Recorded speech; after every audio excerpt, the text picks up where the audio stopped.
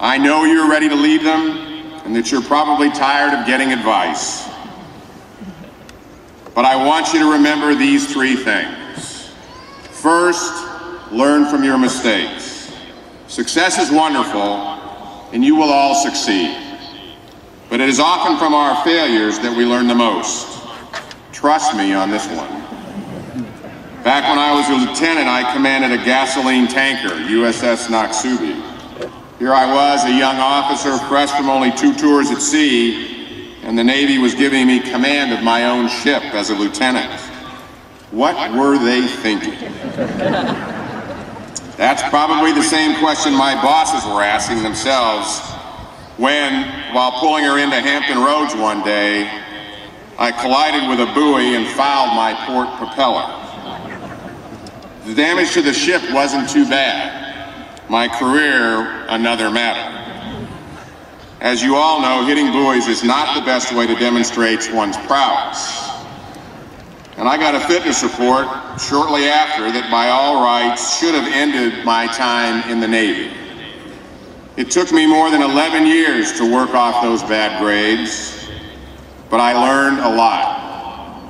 I learned about the power of persistence and the amazing influence that good mentors can have when they see something in you and don't give up on you. I also learned how not to hit any more buoys. The point is, you will struggle, and sometimes you will fail. What matters most is how you deal with it. If you stop learning from your mistakes, you stop growing, and you stop leading. And leading is the name of the game, ladies and gentlemen. Your #1 mission is to lead America's sons and daughters, people like Petty Officer Rubio. They deserve your time, talent, and your honesty. That leads me to my second piece of advice. Don't be afraid to question your seniors. Even as ensigns and second lieutenants, you need to have the courage to stand up and say something, pose the tough questions, especially when you don't think things are going well. Now, I'm not advising you to buck the whole chain of command. Please don't report to your first unit and tell your battalion commander or commanding officer that the chairman said you didn't have to listen to them. That would be a great way to start a very short career.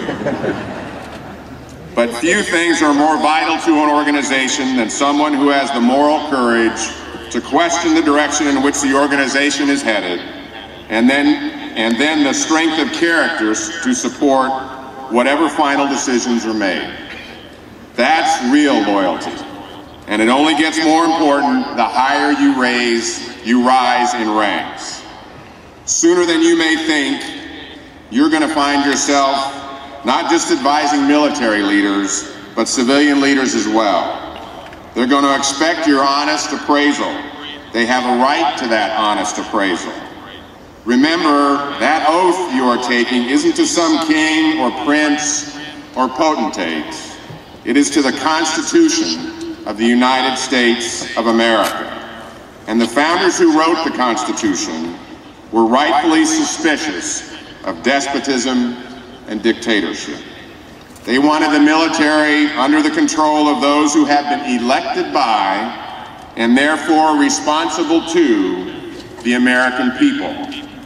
That means it is the people who, in a broad sense, make and unmake our policies, military, foreign and domestic alike.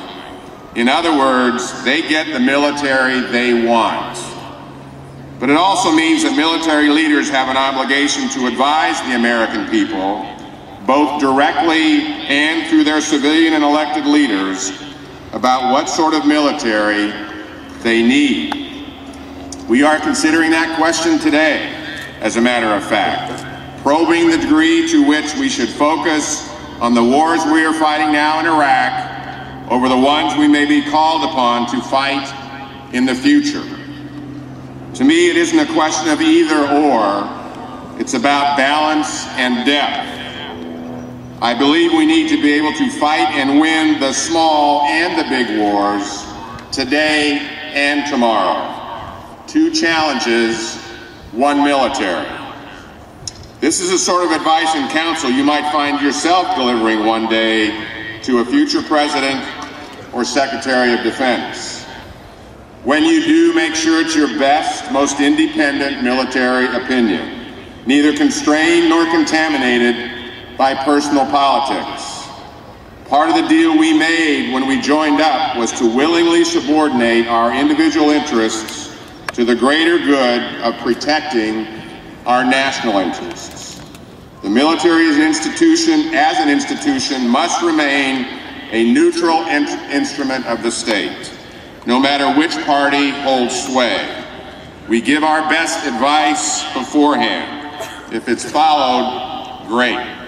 If it's not, we only have two choices: obey the orders we've been given, carrying them out with the professionalism and loyalty they deserve, or vote with our feet. That's it. We don't get to debate those orders after the fact. We don't get to say, well, it's not how I would have done it, or if they had only listened to me. Too late at that point, and too cowardly.